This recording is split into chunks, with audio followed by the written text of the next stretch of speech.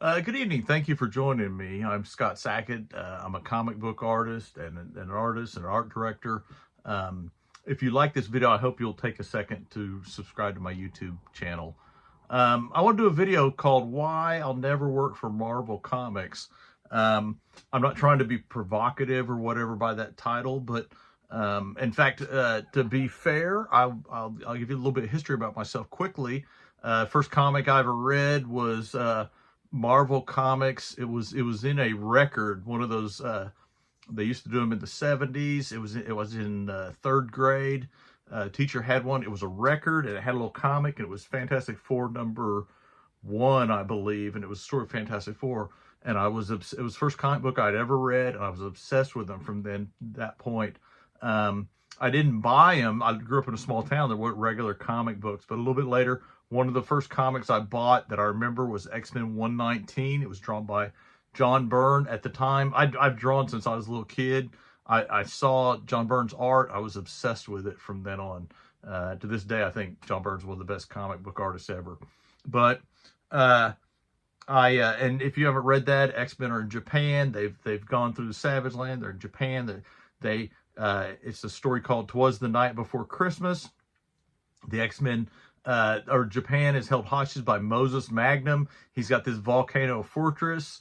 They tunnel under, they fly over, they sneak into this fortress and take out Moses Magnum. It's a great story. I loved it. I loved the art. I loved everything about it, and I was obsessed with the X-Men since then. And when I was a kid, I would buy, I mowed yards. I never got allowance, but I mowed yards. I always subscribed to comics. You know, if you ever did that, it would come in an envelope and it'd be folded to put in your mail. And so your comic would have a fold in it, but it wasn't bad. By now, mine have all straightened out. But I would subscribe. They had, you could do it three. You do three, you would get a fourth one for free. I would mow lawns all summer, so I had money for subscriptions, and I would subscribe because I didn't always have money in the wintertime. And I would get, without fail, I would get X-Men, Fantastic Four, and Avengers. I love the group books. And then the fourth book always rotated. One year I did Star Wars. One year John Byrne did the first 2 issues of Raiders of the Lost Ark, the ongoing series, or maybe, I'm sorry, it's probably Indiana Jones. And so I subscribed thinking John Byrne would draw it all the time. He did not draw it. It drove me crazy. And so I went to art school, graduated from high school, went to college for a little bit, went to an art school after that, graduated from art school. By the time I got out of art school, I'd kind of drifted away from comics when I turned 16 because I was always broke as a kid. And comics went up, I think they went up from 40 cents to 50 cents, somewhere in there. And I just decided they moved some people around and I didn't like what was going on. And so I just broke cold turkey, quit buying comics, didn't have money for it. Had a car, pretty much all my money went into my car and gasoline. So later on, went to college. There was a guy at college that he drew comics. He kind of got me back into it a little bit. And when I graduated, I'd picked up the Watchmen trade paperback. In '89, I got a job working at the place I'm working now, basically. I was an artist and worked in their art department. And the Batman movie came out, Batman '89. Everyone talked about, oh, it's based off of this Frank Miller Dark Knight thing. So I wanted that. My birthday was in the middle of summer. So I got that trade of the Dark Knight Returns for my birthday. And I was back. I was hooked again. I bought this was leading up into the 90s. I bought all the X-Men books, all the X-Force, X-Factor. I don't think about X-Factor, X-Force, all that stuff. I loved all that stuff. Never drew comics. Even as a kid, I really didn't draw. I did some comics as a little kid, but it's more like comic strips. But I always thought to draw comics, you had to live in New York. And so and as I got a little bit older, I realized that was not the case. But by the time I got out of school, I didn't draw away from work. I just worked. And away from work, I did, play tennis and did other things. Didn't really draw a lot. About the late 90s, kind of through a course of events and my friend that I went to school with, I got back into comics, started to draw comics. And over the next, I don't know, 10 or 15 years, I probably drew 700 pages of samples that I sent off. In that amount of time, I met all kinds of editors and publishers. I went to San Diego a dozen times. I went to New York Comic Con. a dozen times. I went to Chicago a couple times. I went to Dallas a lot. I went to Kansas City a lot. I was showing my stuff. I actually was able to visit Marvel Comics twice. I met C.B. Cebulski. In fact, I consider C.B. Cebulski a friend. Known him since the early 2000s when we reviewed my work at San Diego. And then that next spring, my wife and I went to New York. And I reached out to CB, and he invited me to visit Marvel Comics, take a tour of Marvel Comics. So I say all this to say, my goal was to get a job drawing at Marvel Comics. I sent stuff to everybody, but really I wanted to draw for Marvel Comics. But I think at this point I have to say that I will never work for Marvel Comics. And you know, you can, if you want to say, well, you know, they never hired you, so now you're upset or whatever. That's not. Well, I'm okay with that. I want to tell you why I'm okay with that. Because and there are three reasons why. The first is pay. When I was trying in the 2000s to get on at Marvel Comics, what they paid was kind of secretive. They didn't tell you what they paid. I went to Chicago one year and they talked about, and they paid $150 a page. It was starting salary. Now, what I've discovered since then from meeting different artists at conventions that work for Marvel has three page rates. They have an A, a B, and a C rate. And my understanding is that what you don't know when you draw a comic, you know you get 1 of 3 rates, but you don't know what it is. You turn in the book, and then the page rate committee will tell you get A, B, or C. Several years ago, they lowered, most of them got the B, and I don't know, and no one can tell me how they determined whether you got A, B, or C. I don't know, and I don't know how much of a swing it was. I think it was a swing of about maybe like $40 between the A and the C, so it wasn't a huge deal. And I don't know if, and I think it was for the entire book. I don't think it was per page. Anyway, several years ago, they reduced the B page rate for whatever reason. But that really, you know, if you think about it, if you're working on a page and you get, you know, 20 bucks, well, over 22 pages, that's a significant amount of money. So anyway, starting pay rate, and the pay rate has not gone up. In fact, some people have said the page rate's gone down. The last figure that I heard, there was a thing online right after COVID where some artists were talking about it, and starting page rate for a pencil at Marvel Comics was about $150 a page. If you do the math, and I've done the math, 150 times 22 pages is $3,300 to draw a comic book. So $3,300 a month. If you multiply that by 12, that's $39,600. Now that's the starting rate. You might get a little bit more. Let's bump that up to $200 a page. You're not going to get that starting out, more than likely, but after you do a couple books, you might. So $200 a page. I didn't do the per comic, but that works out to $52,800 a year. Now, depending on where you live, that may or may not be a decent page rate or a decent annual salary.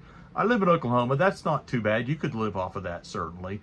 However, what you don't get is well, first off, they don't pay the employment taxes. That's your work for hire. So you're responsible for your own employment tax. And literally that would probably cut that number by a third or a quarter, something like that, depending on all your other tax brackets and that sort of thing. Now you can get deductions. And a lot of artists will talk about deducting stuff, but $52,000, if that cuts that by a third, you know, what are you making? $40,000 then? $30,000?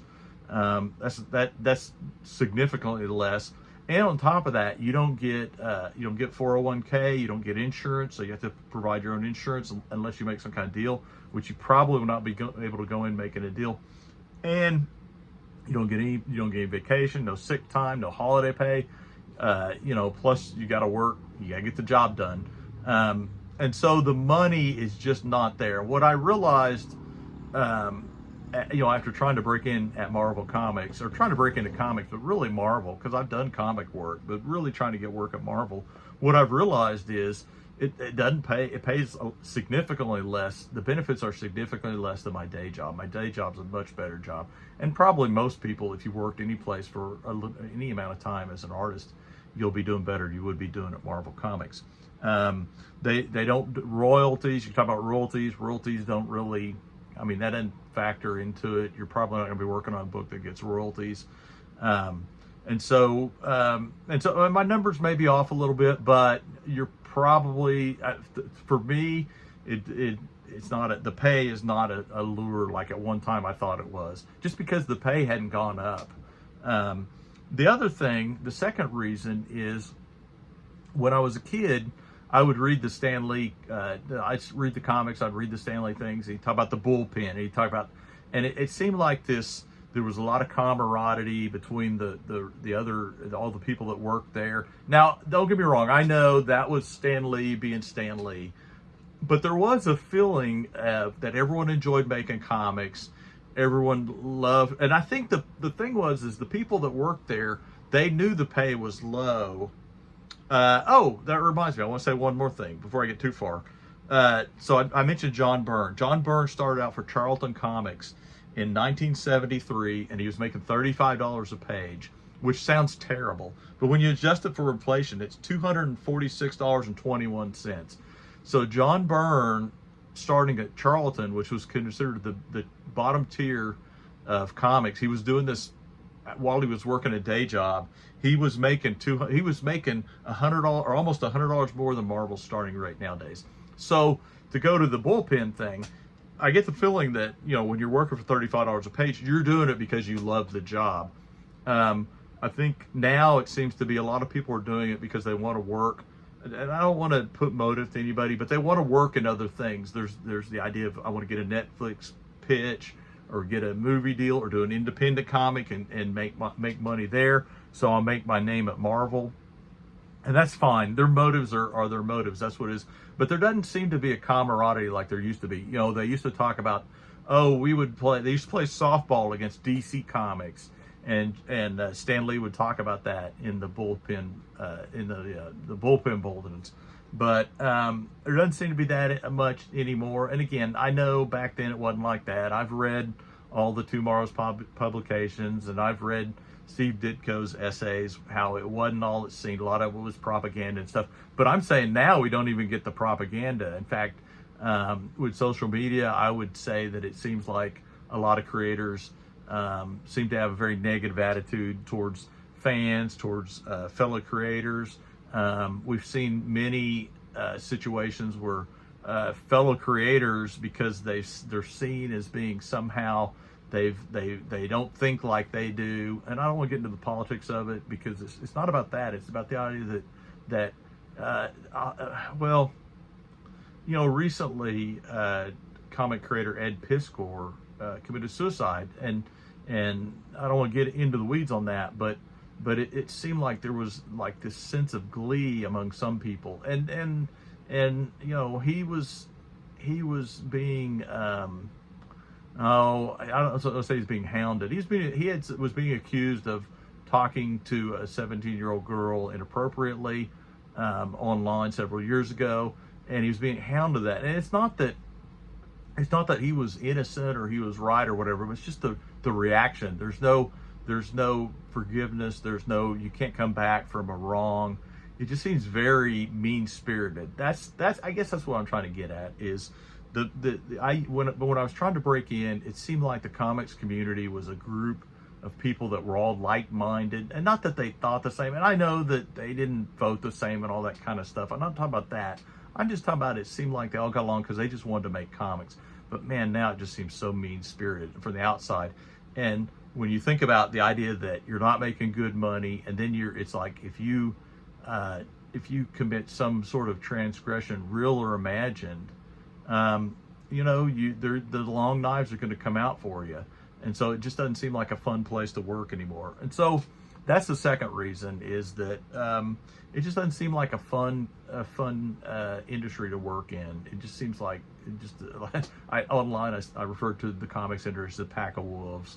And the third thing is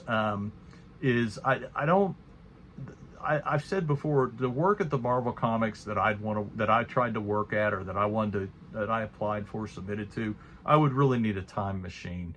In other words, the industry has moved on from the comics that I loved as a kid. It's not to say they're not making good comics now. But one thing is, when I was a kid, comics were treated as a serial form of fiction. What I mean by that is it's like a soap opera. In other words, it's an ongoing story. They were treated as ongoings. In other words, they would put, and Chris Claremont was the master of this. He would have the main story, and then he'd put in like 2 pages of a subplot of something else that was going on. Maybe like while the Fantastic Four were doing something, we get 2 pages of Doctor Doom doing something else. And then there might be a 1 page of another subplot, something that somebody you didn't know who it was, maybe they were doing something and it would build up to that. And so it was all woven together. And I think what that did is, as a fan, as a kid, it made me want to read the next month. And it created this ongoing tale. It wasn't treated like a movie. They weren't, as the phrase is, written for the trade, where it's just 4, 5, 6 issues and then it's done. It was this ongoing thing. It was this ongoing narrative. This story. It was a lot like a soap opera. And as a kid, I never would have thought that, but I wouldn't appreciate that. But as an adult, I appreciate that, and I miss that. I would also say that the art style has changed, and that's a personal thing. But I think that just the style of storytelling, they were a lot funner back then. To me, there was a sense of wonder and of awe. There's a lot of action. I look at comics now, they just had the thing of the Hellfire Gala, where it's all about a ball and going to a ball. I don't want to read about that. I pick up a comic now, and it's like pages of people talking, and they're eating, but they're not. It's not just this crazy stuff. So like when I was a kid, this is the Dark Phoenix saga. This is the trade. I've had this forever, but to me this was the pinnacle of comics. And yeah, it's a section. It wasn't written for the trade, but it's a section of I don't know, like 8 or 9 issues. But it was just this story where the Dark Phoenix is turned evil basically by a mutant who manipulates her powers, and then ends up in a fight on the moon. It just seems so amazing to me as a kid, and I thought that was so cool. Anyway, and so that's the 3 things really. If you had to break it down, I would put it down to why I'll never work at Marvel Comics would be low pay. It doesn't seem like a wholesome, it doesn't seem like a good environment to work in anymore. And then the style of storytelling, it isn't what I appreciate. Now, let me say this, before I get too far.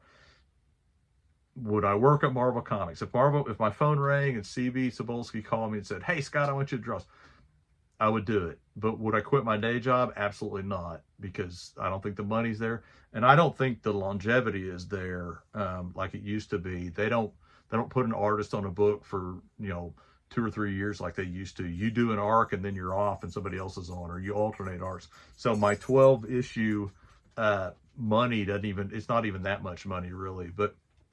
But I mean, do I still love Marvel Comics? Yes, I love Marvel Comics. Do I still make comics? Absolutely. I'm making comics. I've got a comic I'm drawing right here.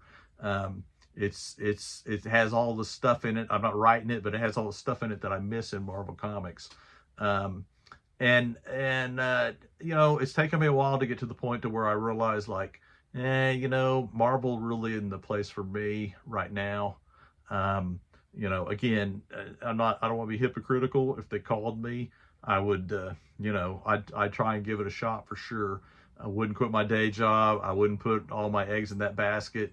But, it would be cool, I think, to at least do it, to have said I've done it. But is it something, do I send them samples? No. Am I drawing samples? No. So anyway, let me know in the comments if you disagree with me. And I don't want to discourage anybody that you shouldn't try. If it's your dream to draw Marvel Comics, by all means try. Don't. But I'm just telling you, sharing my experience and my observation, and kind of the conclusion I've come to. Anyway, thank you for listening. Again, I'm Scott Sackett. If you enjoy this, please take a second to subscribe to my YouTube channel. I got more content like this coming up. Thank you very much. Have a great day.